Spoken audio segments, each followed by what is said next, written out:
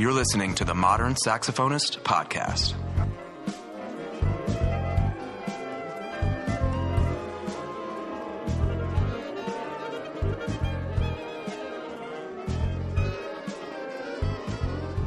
Welcome back to the Modern Saxophonist Podcast. And today, this is the Monday Masterclass. This Masterclass will be taught by Dr. Noah Getz. Noah, take it away. Okay. Thank you so much, Mark. What I wanted to talk about today is an idea that's very important to any saxophonist playing the instrument, something that we often call voicing. And the reason we call it voicing is it deals with the tongue position that's used in various vowels in our language when we're playing the instrument. What that does is it creates different types of pressure and air pressure, and that helps with the reed. And so when we play down to the low register of the saxophone, we tend to have a lowered tongue position, perhaps something like an ah tongue position when we're playing. In the mid register, that tongue position elevates a little bit more to roughly a neutral tongue position. I like to think of this as ew, almost like EW, ew, ew. And then in the higher register and into the altissimo register, we're going to elevate that tongue position to more of an E or a T or he tongue position. All of this, the purpose of all of this is so that we're changing the air pressure that's coming across the reed. And the way we're doing it is we're changing the internal oral cavity size, in essence, by changing the tongue position, moving the tongue up or down. Think of it this way. If you have a hose, your regular garden hose, and you've got the water turned on, when you put your thumb over the end of that hose, it creates greater pressure. We're doing the same thing with our tongue by elevating that tongue, especially in the E tongue position. And so that's going to allow you to get those higher notes much more comfortably when you play. And in fact, what's interesting about this is you can actually hear that voiced on the saxophone. You can hear these different vowel sounds if you listen very carefully on the saxophone. So what I'm going to do right now is I'm going to demonstrate a low note, a middling note, and a high note. And what I want you to listen for are the different vowel sounds that I'm talking about. Ah in the low register, I in the mid register, and E or T in the extremities.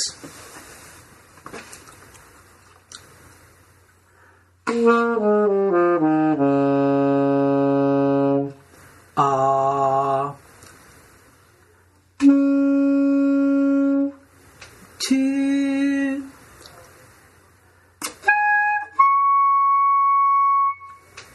T, right? And so, the place that we're focused on inside of your mouth is the point at which the tongue, the hard palate comes down. We're really talking about behind your top teeth. If you just take your tongue and kind of lick your back teeth into the hard palate, that opening, that high section, that bony ridge section in your mouth, if you lick that spot, that's the spot that we're talking about. That's what we're creating this valve, or almost like your thumb going across the hose. And so, in particular, I'm interested in working with that E tongue position, because that's kind of the more challenging one for most people to accomplish. And so, a good way of getting that is by saying he, or almost like a cat hiss.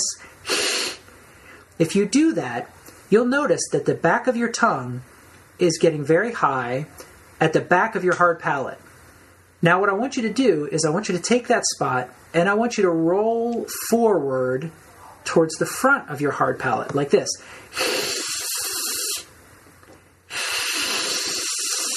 So I'm just taking that spot, the back, in the back with the H, and I'm rolling it forward to the front of my hard palate. I end up with something that sounds like this.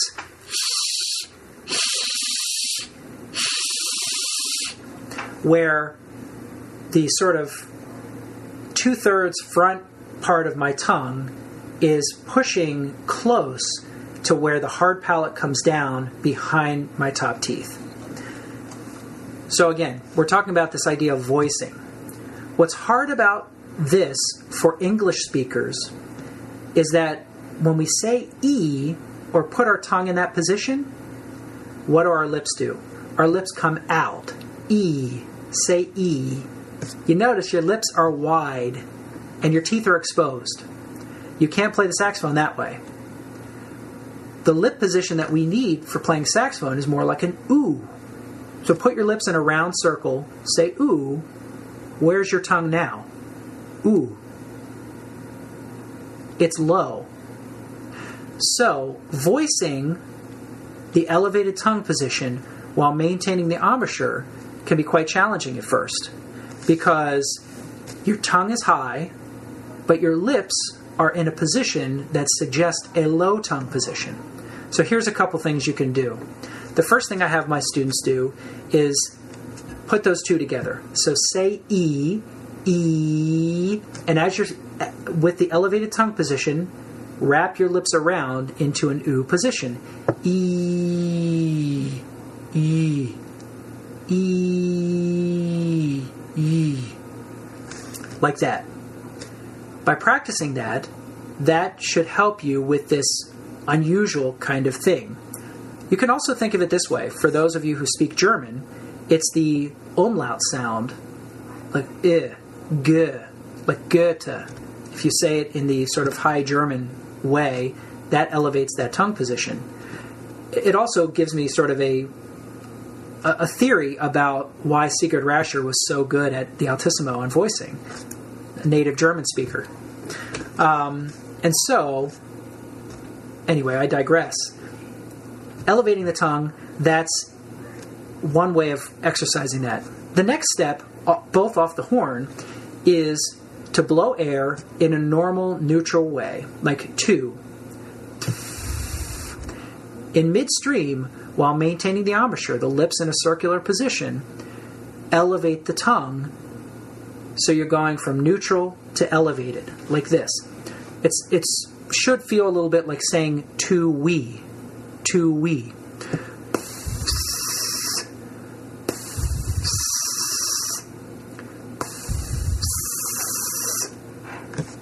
So those are good exercises off the saxophone in order to help you with this voicing question. So the next step is, what do you do on the saxophone? Again, Sigurd Rascher was one of the earliest proponents of the altissimo register and one of the first people to devise a system for practicing that.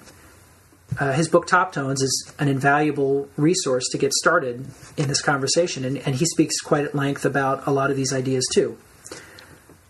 The primary technical exercise that's happening in the Top Tones book is working on the Overtone series on the saxophone. And the Overtone series is great because it forces you to move your tongue position while maintaining the embouchure.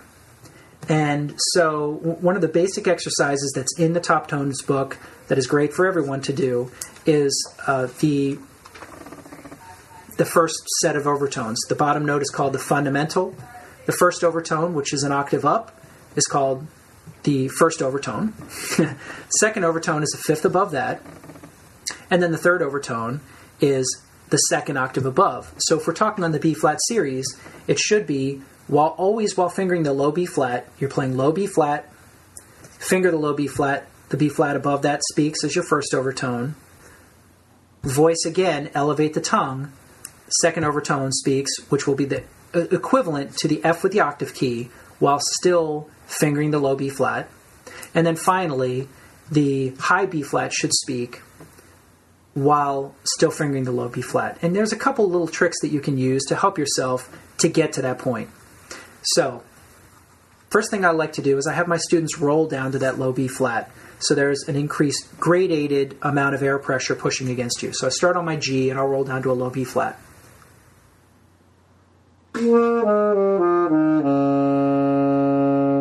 Good solid low B-flat. My next step is to continue to play the low B-flat, but I'm going to think more of an or ew, and that should access that first overtone.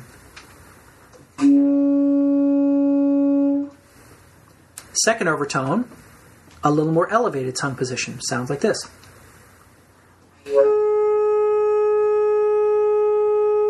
In the third overtone, people may have a little trouble with it first. If that's the case, you can play high bis B flat, fingering it normally, and then quickly add the lower notes and blow across it like this.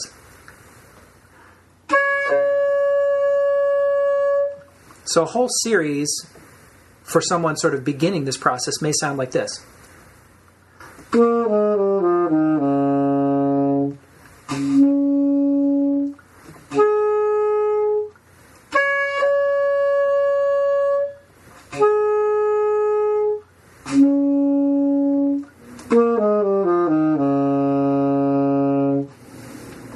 That would be your B-flat series up to the third overtone. So that gets us started with some considerations for the overtone playing and things like that. Playing on the proper part of the horn, another exercise I like to do, which is developed in my book Stratosphere, which is altissimo etudes for the saxophone, is voicing on the standard part of the horn with standard fingerings. A good generic exercise for that is to play low C, G with the octave key, and high front E. And for those of you that are not clear about front E, that's the button above your B finger on your left hand. It's either a button or a little bar. You move your finger up.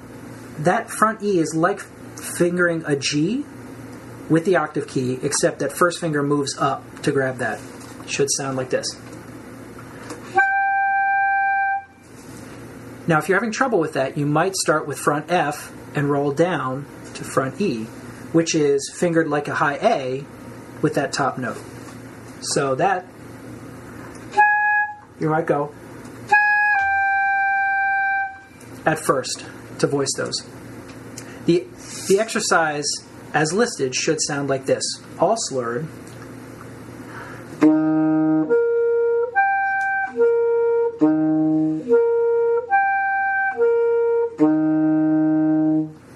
That's hitting all of the different voicing locations that I was just talking about. Ah, I,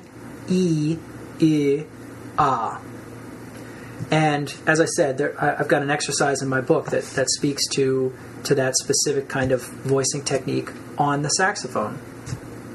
And then finally, you have the altissimo register as a natural and logical extension of this voicing concept. It's all elevated tongue positions, but there's a couple things to understand about that register. One is it's important to get used to the fingering system up there. There's various fingering systems for different instruments. There's a lot of places you can find those, but it's important to get comfortable with the actual fingering system.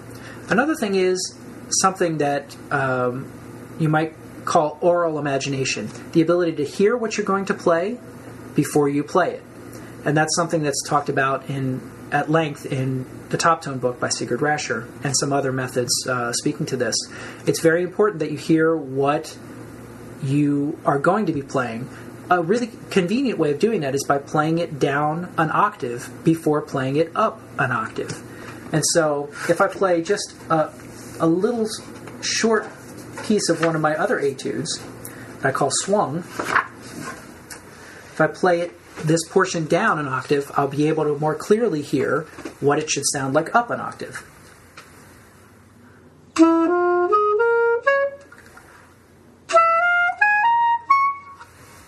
So by hearing that, I more clearly get the pitch and the intonation and the quality that I'm looking for. My etude swung deals specifically with low to high. When you're playing in the altissimo register, I think it's very important to always check back in with your low register. What does that do for you? Rounds out your embouchure, gets you back in that ooh lip position that's so easy to get away from when you're playing high, because those lips tend to go back to the E position a little bit, and you tend to start to squeeze with your embouchure. So ooh is the low notes, and then you quickly refer back to the higher register. So this piece has a lot of low B flats interspersed throughout, because I'm wanting you to get a low note in between your altissimo register. And if you're having trouble squeezing hearing some air out the side of your mouth, or you're just squeezing in that high register, add some low notes in between to even out with the embouchure. So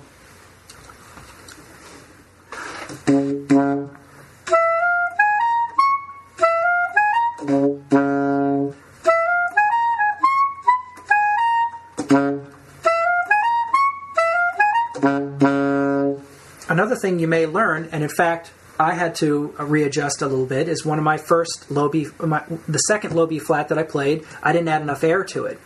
One issue that you often have in the altissimo register is not enough air support. Again, if you put your thumb over the hose, but there's no water coming out, there's no water pressure. If you put your tongue in the right position, but you haven't put enough air behind it, it's not going to work. So playing low to high is another good way to gauge whether you're adding enough air prior to elevating the tongue position. And so those are a couple of the simple concepts that I think are very important for you to consider when working with voicing on the saxophone. As I mentioned before, it is a critical concept that everyone from high school, middle school, up through college needs to master in order to sound good and comfortable and feel really good on the saxophone. I find that a lot of, we look at a violinist and we see how they develop tone, and they can actually see their fingers. They can see the bow moving across the string. They can they can gauge the bow movements, the speed, the pressure. It's a very visual, not only auditory but very visual thing. But then we get to saxophone, and as we're trying to create even colors and pretty, I mean, we're with the voicing that you're talking about, and that it's all internal. It's pre-vibration. It's before you get to the reed, and it's all things that you can't even see. And I even tell my students, I'm like, the instrument, from the mouthpiece through the instrument, is only 10% of your sound. The instrument does very little to help you sound great, and the reed will help you more than even having a good reed will help you even more than having a good tube. Yeah, that's right. It's really the 90% of the saxophone. You are the saxophone. It resonates inside of you, and it really is important with how you approach it internally, which unfortunately is a thing we can't show everybody, right, unless we stick a scope or do some sort of X-ray system that happens to be inside, which there are some professors who have done that, and that research is invaluable. And so, but from what you're talking about, very nice introduction. A lot of those overtones in getting students to bridge into being able to be flexible. I remember being in high school working with the Overtone book, not necessarily even realizing what it was. Somebody just told me to get it and see if you can do it. Right. And because I had a clarinet teacher, and he's just like, well, here's the Larry Teal book, and you should go get this Rascher book. I think that does something good for people.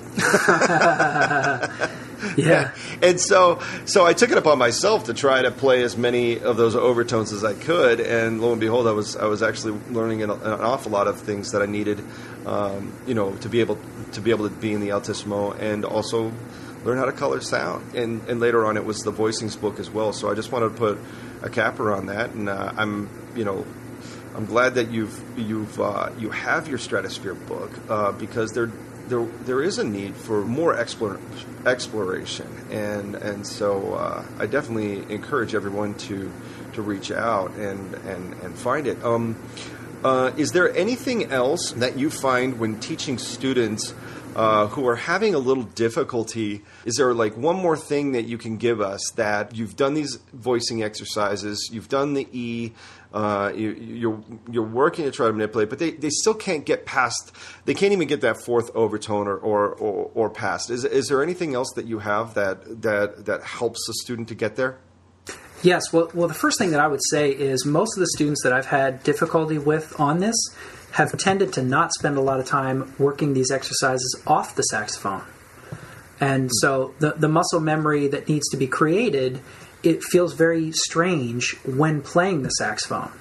And so primarily when people finally get frustrated enough, they say, okay, I'll actually do those exercises for a length of time and retrain my musculature, and then it usually does fix itself. So I would underline the idea that when beginning to work on this, work it off the saxophone. Spend your time walking around campus going E or to E without your lips moving. And if you can nail that basic idea, that usually takes care of it. The other thing that some people have trouble with is they just can't kind of tell if they're high enough with their tongue.